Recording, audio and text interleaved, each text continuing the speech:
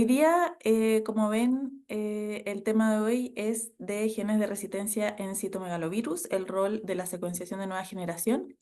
Lo va a presentar la doctora Vania Medina, que tenemos el honor de recibir hoy día. Ella es médico especialista en laboratorio de patología clínica, egresada de la Universidad de la República en Uruguay. Es asistente de grado 2 de la Unidad Académica del Laboratorio de Patología Clínica del Hospital de Clínicas, doctor Manuel Quintela, en el área de biología molecular. También es secretaria de la Sociedad Uruguaya de Patología Clínica, más conocida como SUPAC. Es citogenetista del Laboratorio de Citogenética Hemato-Oncológica de la Asociación Española y en el Laboratorio Genodiagnosis. Y es socio fundador y tesorera de la Asociación Latinoamericana de la Citogenética Humana. Así que nada, muchísimas gracias, Vania, por aceptar esta invitación, y espero que todos podamos disfrutar de este tema tan interesante. Así que le doy la palabra a Vania. Bueno, muchas gracias Gaby, muchas gracias a su sociedad por la invitación a participar, es un honor para mí. Como bien les decía Gaby, les voy a estar hablando un poco de este tema, que eso es los genes de resistencia en citomegalovirus y cómo hicimos un proyecto para buscar estas resistencias con secuenciación de nueva generación. Entonces, a ver. Ahí. Entonces, como sé que pueden haber algunos estudiantes conectados, quería arrancar haciendo como un poco de una introducción de qué es este virus. Como todos sabemos, el citomegalovirus es un virus de tipo herpes, es el virus herpes tipo 5. Es un virus de ADN doble cadena que tiene una gran prevalencia en la población, tanto en niños como en adultos, llegando algunas series a detectar una prevalencia de entre el 50 y el 90% de positividad en población adulta según la serie. Es un virus que puede afectar tanto a personas inmunocompetentes como inmunocomprometidos, con algunas diferencias. En aquellos pacientes inmunodeprimidos va a producir complicaciones que pueden llegar a ser severas, y en pacientes inmunocompetentes puede pasar desapercibida o asintomática, con síntomas incluso muy leves, o puede producir algunos síntomas característicos como pueden ser un síndrome mononucleósico, faringitis, linfadenopatías, artralgias o incluso hepatitis. Cuando hablamos de este virus tenemos que diferenciar dos situaciones distintas, lo que es la infección por citomegalovirus de lo que es la enfermedad. Cuando hablamos de infección, hablamos más que nada de la presencia de este virus en el cuerpo, ya sea que fue detectado por PCR, o sea, por biología molecular, o por serología. Y esto en general son los casos en donde el paciente es asintomático, ¿sí? Esto más que nada se da en pacientes sanos y se puede dar en los pacientes inmunocomprometidos, pero lo vemos más que nada en las primeras etapas de la reactivación donde aún no produjo síntomas. Luego tenemos entonces lo que es la enfermedad por citomegalovirus, en donde sí ya se van a empezar a producir síntomas clínicos por el daño tisular que causa este virus. En los pacientes inmunocomprometidos, como son los pacientes trasplantados renales, esta enfermedad se puede manifestar desde un síndrome de impregnación viral a una enfermedad invasiva, y los síntomas van a depender del órgano que esté afectando, ya sea los pulmones, el hígado, el tracto gastrointestinal o una retinitis por citomegalovirus. Entonces, nuestro hospital, el Hospital de Clínicas, que es un hospital universitario acá en Montevideo, es un centro donde se realiza trasplante renal y trasplante pancreatorrenal. En el 2014, es por esta razón que en el laboratorio de biología molecular se comienza con el monitoreo de la carga viral de citomegalovirus para este tipo de pacientes. Y es así que en el 2015 se publica una guía, un protocolo de prevención para saber cómo actuar en estos pacientes trasplantados ante este virus. Para hacer esta guía participaron diversos departamentos de nuestro hospital, como fue la Cátedra de Enfermedades Infecciosas, el Departamento de Nefrología y el Departamento de Laboratorio Clínico. Entonces, algunas de las cosas que dice esta guía, o sea, cómo nos manejamos nosotros en nuestro hospital acá en Uruguay. Bueno, lo primero que hacemos es clasificar a los pacientes trasplantados según el riesgo, y los vamos a clasificar en tres grupos. Tenemos los pacientes de alto riesgo, los de riesgo intermedio y los de riesgo bajo. Los pacientes de bajo riesgo son todos aquellos trasplantados renales que no tuvieron en ningún momento exposición al citomegalovirus y el donante tampoco, o sea que ambos tienen serologías negativas. todo esto de la clasificación de riesgo se hace solo por serología.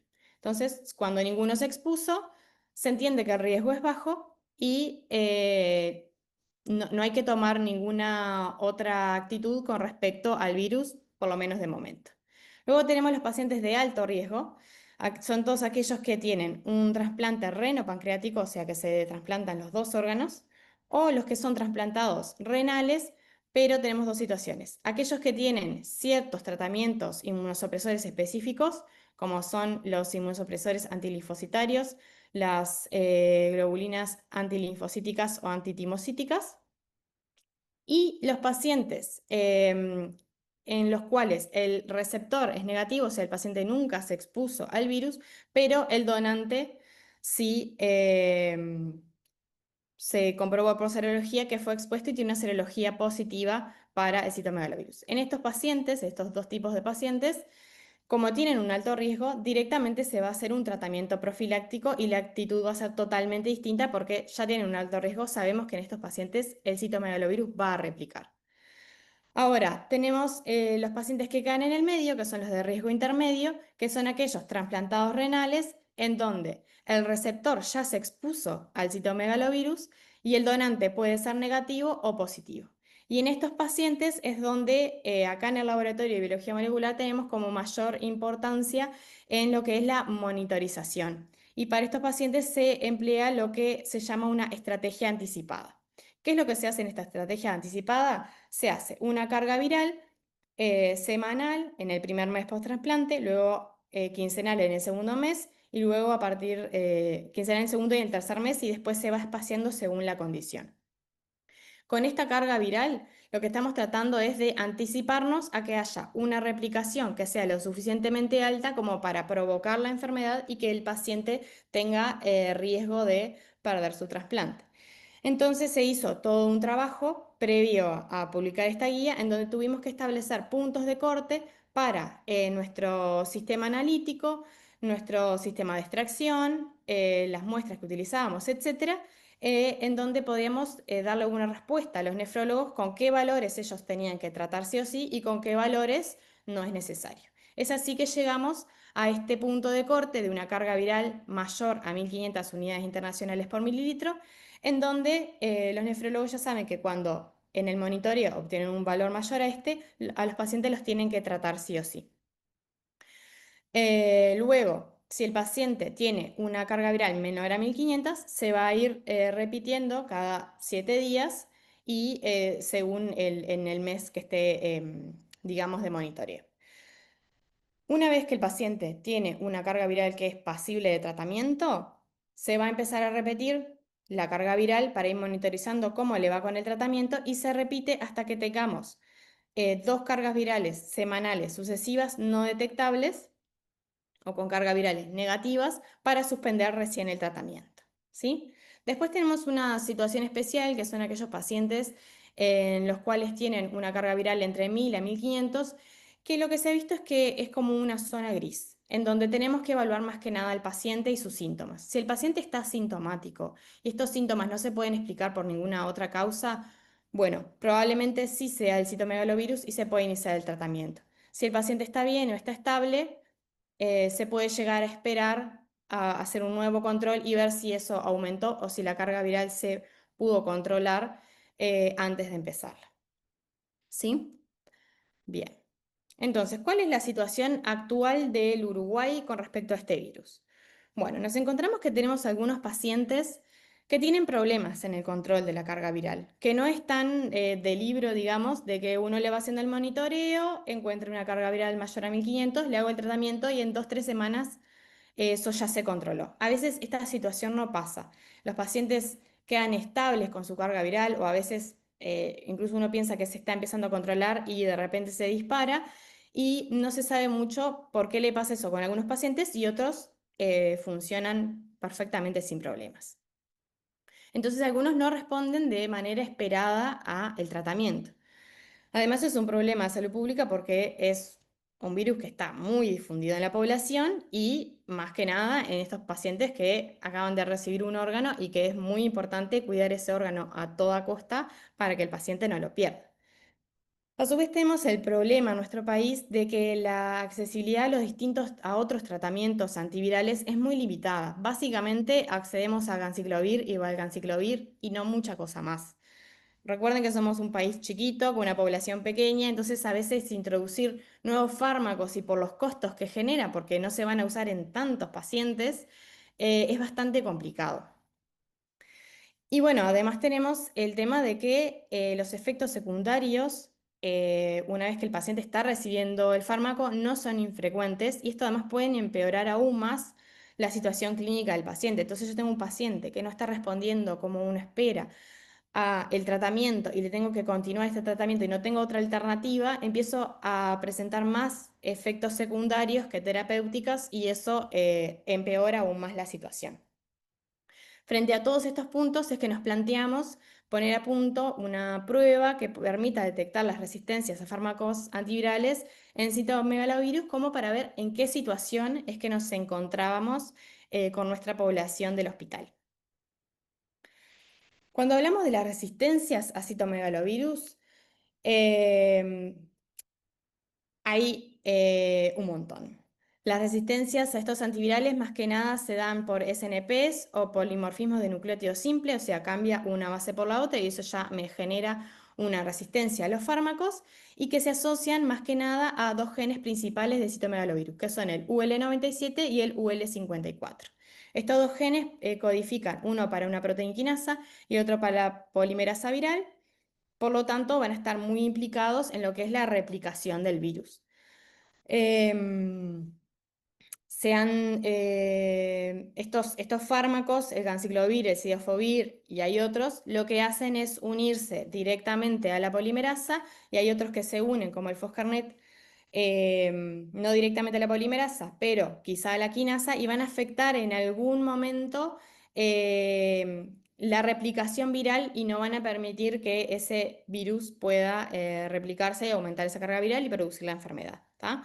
Así es como funcionan estos fármacos. Y cuando hay mutaciones en estos genes, es que estos fármacos ya no se pueden unir y el virus escapa al tratamiento y puede seguir replicándose. Acá les dejo una tablita en donde muestra, según el fármaco y el gen, qué mutaciones hay presentes. Vean que hay muchísimas mutaciones en ambos genes. En general, las más frecuentes son las del UL97 y las de UL97 son las que afectan más que nada a la resistencia contra el ganciclovir, pero en UL54, si bien puedan a veces ser menos frecuentes, muchas veces están asociadas a las de UL97 y producen resistencias combinadas. O sea que, por ejemplo, acá las mutaciones que están en esta parte del gen UL54 no solo generan resistencia a ganciclovir, sino que también a cidofovir, o sea, es combinada. En otros casos es a foscarnet, ganciclovir, isidofovir, etcétera, ¿sí? Como son tantas mutaciones distintas en distintos lugares de estos dos genes, nos parecía que necesitamos emplear una técnica que nos permita evaluar globalmente la aparición de cualquiera de estas mutaciones, ¿sí? Si nosotros aplicábamos una técnica de PCR un poco más convencional, como por ejemplo una PCR de tiempo real, detectar todas estas mutaciones iba a ser un poco bastante difícil. Entonces es por eso que elegimos utilizar una técnica como la secuenciación de nueva generación, donde nos iba a permitir secuenciar estos dos genes por completo y encontrar todas las variantes que estén presentes. Entonces, en nuestro laboratorio, en el sector de biología molecular, tomamos muestras de pacientes que eran procedentes de la unidad de trasplantes de nefrología. La idea inicial era tomar 24 muestras porque era la cantidad, digamos, de muestras que nos permitía utilizar el kit que adquirimos para hacer esto. Y lo que hicimos en un primer momento fue seleccionar arbitrariamente, sin mirar las historias, sin mirar nada, muestras que tuvieran una carga viral mayor a 1500 y ver qué encontrábamos. Entonces, finalmente pudimos recolectar dos muestras, dos tuvimos que descartar porque no eran de buena calidad, que tenían una carga viral mayor a 1500 unidades internacionales por mililitro. Utilizamos este kit comercial que nos permitía secuenciar a la vez estos dos genes, el UL54 y el UL97, y era específico para citomegalovirus y para detectar resistencias. Para ello, y no voy a explicar mucho porque si hablamos de NGS es otra clase completamente entera, lo primero que se hace en general es hacer una PCR para amplificar estos dos genes. Luego se hace la preparación de la librería en donde vamos a irle incorporando distintos adaptadores e índices que permitan la secuenciación de estos dos genes.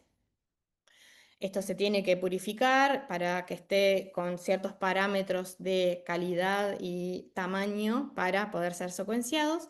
Y lo secuenciamos en este equipo, que es un equipo de Illumina IC, que es el que tenemos en nuestro laboratorio, en nuestro sector. Luego el análisis bioinformático se realizó con un software que también venía incluido con el kit, que era un software automatizado que hacía todo el análisis, porque en nuestro laboratorio no contamos con ningún bioinformático para poder hacer el análisis más manual, digamos. Y estos son los resultados, ¿sí? Esta es como la tabla bruta de resultados. Acá tenemos el número este que muestra acá, es el número de paciente. Vean que hay algún paciente que se repite varias veces porque tenía cargas virales repetidamente positivas. Hubieron dos muestras además que las diluimos a la mitad y las corrimos de nuevo, que son la 14 y la 15. Este sería el número de muestra. Por acá tenemos la carga viral que presentaba esa muestra, el logaritmo de esa carga viral y toda esta parte de acá nos muestra muy gráficamente si era sensible o resistente para cada uno de estos fármacos. Y por otro lado, el umbral de resistencia al que alcanzaba, ¿sí? Antes de explicarles esto de este umbral de 3, 10 y 20, decirles que hubieron dos muestras, que yo les dije al principio que eran 22, hubieron dos que después de hacerse la secuenciación, los resultados fueron malos y las tuvimos que eliminar. Entonces finalmente nos quedamos con 20 resultados, los cuales sí pudimos analizar. Entonces, R significa resistencia, S de sensibilidad y la I de resistencia intermedia. La verdad que cuando uno mira así de primer momento dice, bueno, para hacer solo 20 muestras es un montón de resistencias, más que seleccionamos muestras al azar, o sea, no elegimos pacientes que supiéramos que tenían problemas en el control de la carga. Fue algo que tomamos muestras al azar para ver cómo era la situación, digamos. Esto acá o sea, los fármacos que este kit estudiaba eran ganciclovir, cidofovir, foscarnet, vinciclovir y maribavir. Y esto de los umbrales se los voy a explicar con un esquemita a continuación para que se entienda mejor. Pónganle que yo tengo en un paciente 20 partículas virales, ¿sí? Que serían las que están representadas acá. ¿Ah?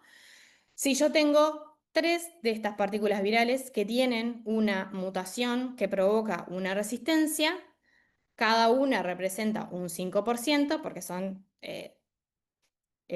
tenemos 20 en total, o sea que tenemos un 15% total. Tenemos un 15% de partículas virales resistentes, ¿sí? Entonces, ¿qué era lo que hacía el software del equipo? Tomaba la cantidad de lecturas que hacía totales para una mutación y nos decía, del 100% de las lecturas, yo encuentro, pónganle 15% con esta mutación que provoca resistencia y el resto son sensibles. Entonces, si era 15%, eso hacía que me pasara este umbral del 3% y también el del 10%. Pero no pasa el umbral del 20% porque son 15%, ¿sí? Es como una manera de decirnos cuánta cantidad de ese virus era realmente resistente. Porque uno tiene que pensar que cuando está analizando una población viral de un paciente, no todos esos virus van a ser iguales. Van a haber virus que son resistentes, otros que no, y algunos que van adquiriendo además después más resistencias. Entonces, es una población viral heterogénea y esto por un lado nos decía como cuánta cantidad de virus era resistente. No nos decía si la resistencia era una resistencia alta al fármaco, baja o intermedia, sino cuánta cantidad de virus resistente tenemos para ese paciente, digamos, ¿sí? Bien. Entonces, en ese caso teníamos un 15%, y si por ejemplo tenemos una sola, tenemos solo un 5% de la población viral resistente, entonces sería que nos pasa el umbral de 3, pero no nos pasa el de 10 ni el de 20. Y cuando tenemos más de 20, solo nos marcaba 20, pero nos decía cuánto. Ahí teníamos que ir muestra por muestra a fijarnos cuánta población viral presentaba esa mutación específica. Entonces, para resumir un poquito los resultados en un primer momento, tenemos resistencias a ganciclovir, a foscarnet y a cidofovir. Y no encontramos resistencias ni a brincidofovir ni maribavir. Tenemos un total de 20 muestras que pudieron ser analizadas, dos de las cuales eran diluciones de muestras que estaban procesadas. Muestras sin resistencia, sin ningún tipo de resistencia, fueron 7. Muestras con algún tipo de resistencia fueron 13. Si lo tomamos en cuenta en cuanto a pacientes, porque vieron que hay pacientes que tienen más de una muestra de más de un momento de carga viral positiva, entonces tenemos 5 pacientes que no tenían ningún tipo de resistencia y 10 pacientes que sí tenían algún tipo de resistencia. O sea, para 15 pacientes, tener 10 nos pareció un montón. Y luego de todos los umbrales, tenemos 3 pacientes que superaban al 20% de esa población viral con resistencia, 2 pacientes que tenían más del 10% de la población con resistencia y 5 que tenían más de 3, pero menos de 10. Si después, por otro lado, nos vamos a analizar los resultados según el tipo de mutación, bueno, acá les traje algunas. Según la muestra, tenemos distintos tipos de mutaciones presentes. Algunas tenían una sola y algunas, por ejemplo, como esta, tenían varias. Y podían ser solo en UL97 o en combinación con UL54. A su vez, nos hacía observaciones para algunas muestras cuando tenía una baja cobertura para algún gen en especial. En general tuvimos más problema con el gen UL97, ¿sí? O sea que podrían incluso haber más resistencias que yo no las detecté por problemas de cobertura en algunas secciones específicas de ese gen. Para saber si esas mutaciones, qué efecto o qué tipo de resistencia generan, bueno, ahí teníamos que ir a ver a la bibliografía y para eso les traje, por ejemplo, este esquema para UL97, en donde nos grafica de manera bastante esquemática estas mutaciones, si son las que generan un gran nivel de resistencia, si es un nivel de resistencia a fármaco intermedio o si es un nivel bajo. Se dice que para aquellas que generan un nivel bajo de resistencia, se puede mantener la terapéutica y el paciente va a poder resolver la infección. En aquellos que están en un nivel intermedio, lo que se sugiere es mantener la terapéutica, pero aumentar la dosis. Y en el caso, por ejemplo, esto era un paper donde hacían primero la secuenciación de UL97 y después veían si necesitaba el de 54. Entonces, siempre se sugiere que si vos encontrás una mutación en 97, luego hagas la genotipificación de UL54 porque probablemente tenga otras mutaciones combinadas. Y después tenemos las que generan un alto nivel de resistencia y que en estos directamente lo que recomienda es cambiar el tratamiento a Foscarnet. Vean que esta mutación, que es la C603W, es una mutación de alto nivel de resistencia y es la mutación más frecuente que encontramos en nuestros pacientes. Así que nuestros pacientes tienen citomegalovirus que tienen resistencia y que tienen una alta resistencia al fármaco que es el de primera línea y que es casi la única opción que tenemos para tratarlos. Entonces, esto es interesante para poder generar ese cambio de que traigan otras alternativas terapéuticas para estos pacientes que puedan no responder al tratamiento. Esto es acá, les traigo un ejemplo de cómo nos daba el software, el análisis y cuando nos decía que había una baja cobertura, te lo ponía en rojo al gen y te mostraba una gráfica de en qué sectores hubo una menor cobertura de secuenciación que en otras y después te los detallaba de qué base a qué base. Y ahora les voy a mostrar algunos pacientes de ejemplos, cómo tenían la carga viral y cuáles resistencias presentaban. Entonces tenemos, por ejemplo, el paciente 12. Este paciente nos marcaba que tenía una resistencia con una población mayor al 20% para ganciclovir, que superaba el nivel A3 para foscarnet y cidofovir. Este paciente se empieza a controlar en enero del 2022 con una carga viral que ya era pasible de tratamiento. Se empieza el tratamiento en este paciente y la carga viral, vean que más o menos se mantiene como estable. O sea, pasa un mes y esa carga viral no aumenta mucho, pero tampoco disminuye. Hasta que se dispara muchísimo haciendo este pico y le cuesta hasta mayo recién a generar una carga viral que sea menor a 1500 y un par de meses más para recién hacerse indetectable.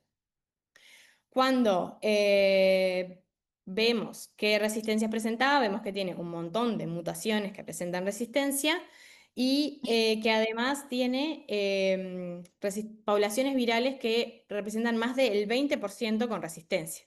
Cuando vamos a mirar específicamente a este paciente esas mutaciones y cuánta cantidad tenía, vemos que esta, la C603W, que era una resistencia que provoca un alto grado de resistencia para ganciclovir, tenía un 80% de la población viral con esta mutación.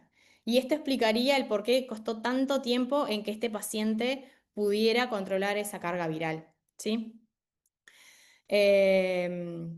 Estos fueron distintas muestras.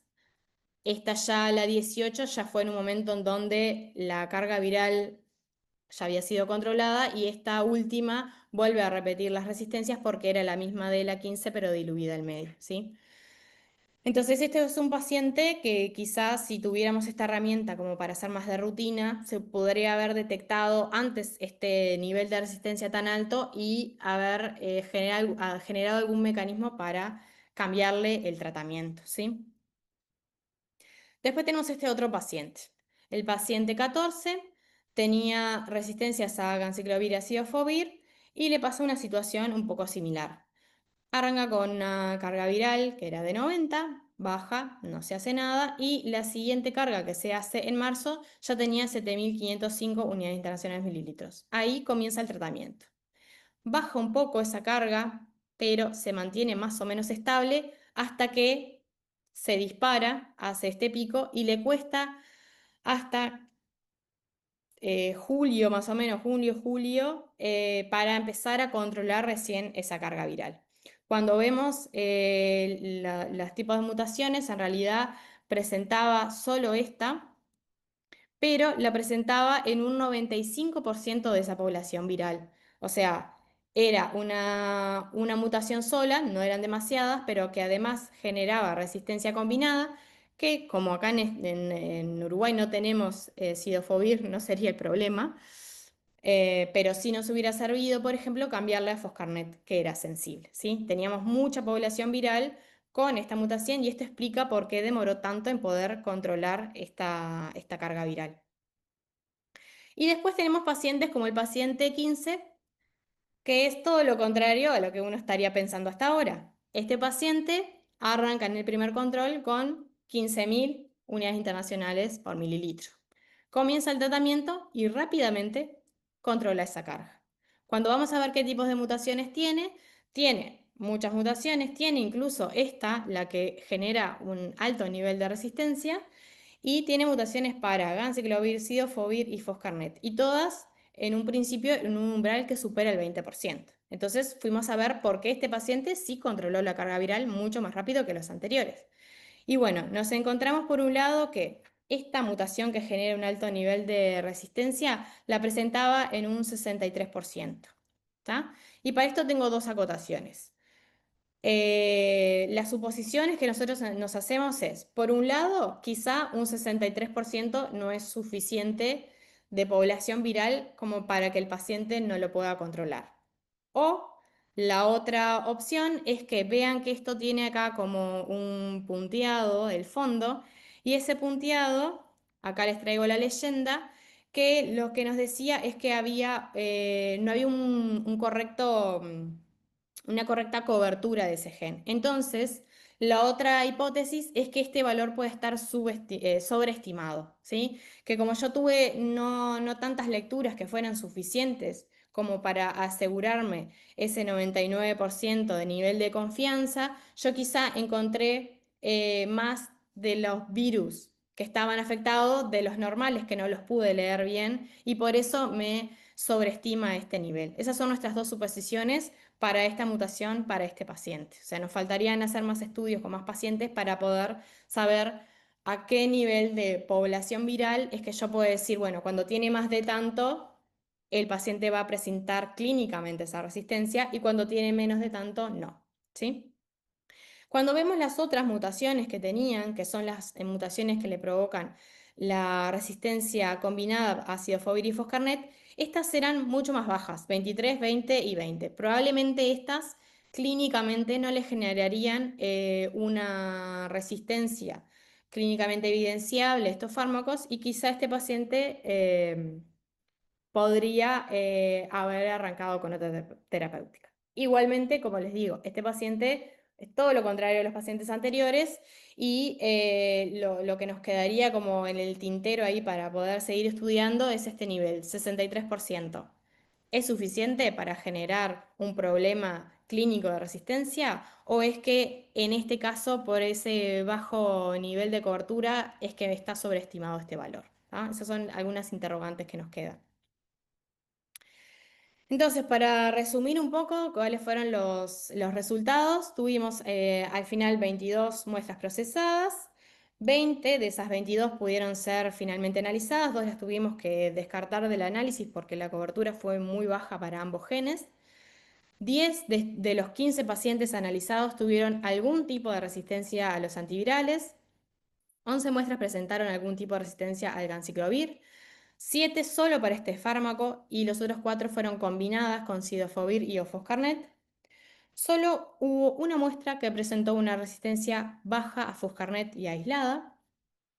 5 pacientes identificamos la mutación C603W, que sería la más frecuente en esta población para nuestros pacientes y que genera un alto nivel de resistencia a ganciclovir. Y tenemos 5 muestras que tienen entonces resistencias combinadas para ambos genes. Entonces, todo este análisis nos hizo tener varias consideraciones en la interpretación de los resultados, ¿sí? Cuando nosotros identificamos una variante para estos virus, tenemos que tener muchas cosas en cuenta. Por un lado, ¿a qué fármaco está asociada esa resistencia? ¿Es a todos? ¿Es a uno? ¿Es combinada? Luego, ¿a qué grado de sensibilidad? Porque una cosa es que haya una resistencia y la otra es que sea una resistencia de alto grado, bajo o intermedio. A su vez, eso se interacciona con la frecuencia de la población viral con esa variante. O sea, no es suficiente que tenga una resistencia de alto grado, sino que además tiene que ser como en una población predominante viral de ese paciente. Y bueno, y todo esto como siempre valorando la clínica del paciente que también va a ser la que nos ponga en pista de ese paciente está clínicamente teniendo una resistencia al fármaco y por eso no puede controlar la población viral o no. Y bueno, para ir terminando, algunas conclusiones finales. Este fue un primer reporte de resistencias a este virus, a antivirales, por NGS en nuestro país. No contamos con ningún estudio previo ni similar que se haya hecho hasta ahora. Resaltamos la importancia de tener el equipamiento necesario para llevar a cabo esta prueba y contar con la capacitación del equipo para su ejecución. Esta fue la primera vez que nosotros tuvimos la oportunidad de hacer secuenciación de nueva generación en un laboratorio clínico, ¿sí? En general se hace mucho para investigación o para quizá para ciertas patologías como las hemato-oncológicas, pero para poblaciones virales, al menos en nuestro país, estamos quizá un poco atrás y no tenemos tanta capacitación. Así que para nosotros fue una experiencia súper buena, aprendimos un montón y bueno, nos gustaría poder continuar con los estudios. Y bueno, lo importante que es la detección de las variantes de resistencia, así como poder hacer una categorización de la misma, tomando en cuenta todas estas variantes que estuvimos hablando y el contexto clínico del paciente, ¿sí? Como dije antes, Uruguay es un país chico, no vamos a tener tantos trasplantados renales y quizás no todos tengan problemas con las resistencias, pero bueno, fue una primera aproximación para saber cuál era nuestra situación. La verdad es que nos sorprendimos a encontrar un montón de resistencias y bueno, nos quedaría poder continuar con este tipo de proyectos para poder seguir sacando conclusiones y ver si, al menos en la práctica clínica, es algo que pueda ser viable, por lo menos para algunos pacientes, para que no pierdan su órgano trasplantado. Acá les dejo unas fotitos de todo el equipo cuando hicimos este proyecto de secuenciación. Y bueno, nada más. Muchas gracias. Muchísimas gracias, Vania. La verdad que la presentación demasiado esclarecedora, se entendió perfecto, pese a ser un tema súper complejo y que no todos estamos en contacto diario con la secuenciación, la verdad. Así que Sí. muchísimas gracias, me encantó y lo felicito porque la verdad que es un trabajo súper, digamos, de específico, como muy de punto a punto, así que la verdad que es espectacular, lo felicito mucho. Muchas Em, gracias. yo tengo algunas preguntas, pero quiero dar la oportunidad si alguien quiere... no sé si Vania puedes dejar de compartir tu pantalla para ver por Sí, si ¿cómo no? alguien llegara a levantar la mano, si alguien tiene alguna pregunta o Sí. algún comentario que lo quiera hacer para que levante la manito o abra directamente su micrófono. Y por mientras voy a hacer la pregunta que tenía yo. Quería preguntarte tres cosas. Primero, ¿cómo llegaron, porque no manejo la verdad citomégalo, cómo llegaron al punto de corte, en el fondo, para elegir que la carga viral era 1500 para arriba, 1500 para abajo? ¿Eso es como lo que se escribe en la literatura o qué? Un poco está escrito en la literatura que en general son valores similares, pero lo que se hizo fue un estudio en donde se hizo la cuantificación por un lado y se anotaba como muy estrictamente los síntomas de ese paciente y se Ah, veía si tenía síntomas sugestivos de la enfermedad o no. Perfecto. Y de ahí se fue viendo esos pacientes que tenían síntomas a qué carga viral correspondían. Y es que así pudimos llegar a ese valor de 1500 de corte y que también nos quedó esa zona gris de 1000 a 1500 porque hay pacientes que pueden llegar a tener síntomas igual con valores entre 1000 y 1500. Y eso lo hicieron ustedes como en el laboratorio, digamos, hicieron ese trabajo Sí, de yo en cruzar. ese momento todavía no era parte del laboratorio, pero Pablo, que está Ajá. ahí conectado, sí, fue él, que era el que estaba en ese momento, que con el equipo de nefrología y de infecto hicieron ese trabajo y pusieron a punto ese valor de corte. Buenísimo. Bueno, también felicitaciones por eso, muy multidisciplinario el Sí. estudio. Y mi otra pregunta es, ¿crees que esto podría ser eventualmente como extrapolable a otros? Porque ahora lo hicieron con trasplante renal, ¿no es cierto? De como trasplante de órgano Sí. sólido, pero imagino que también esto podría eventualmente ser un tema en trasplante de médula ósea o progenitor hematopoyético u otros. ¿Sabes si es que hay algo como de literatura al respecto o si han pensado ustedes en extrapolarlo o algo así? ¿Vos te referís al control de carga viral o más bien de la parte esta de secuenciación y las resistencias? El tema del citomégalo y en el fondo la resistencia al tratamiento en trasplantes que no sean renal, digamos. En nuestro hospital también se hacen trasplantes de médula ósea y a veces nos solicitan el control de la carga Ah, viral, pero no encontramos que sea tan frecuente, digamos, la infección por este virus o al menos que tengan los problemas que tienen los pacientes trasplantados renales. Se ah, podría hacer, pero no es algo como que tengamos tan frecuente. Nuestros pacientes, los que más controlamos la carga viral y todo eso, son los trasplantados renales. ya, perfecto. Bueno, muchísimas felicitaciones. Aquí en el grupo, en el chat ahí dicen excelente. La doctora Briceño, muchas gracias, Vania. Gran trabajo y una muy clara presentación. La doctora Lagos también ahí, felicitaciones, Vania. Así que Muchas gracias, Marcela. muchísimas gracias. No sé si sigue estando acá Polet o no, o la Vero. No sé si quisieran agregar algo más. Em, ahí Claudio también, excelente presentación. Pero me parece que estamos. Bueno, Vania, parece que no tenemos preguntas, así que nuevamente Bueno, te agradezco un montón no, por favor, y muchas gracias a ustedes. bueno, y seguimos en contacto por ahí. Muchas gracias a Sí, todos por los que supuesto. asistieron y recordar que va a quedar la presentación guardada y después van a ver la noticia de cómo lo suben en la página de la Sociedad Médica del Laboratorio Clínico. Así que muchísimas gracias a todos y seguimos en contacto.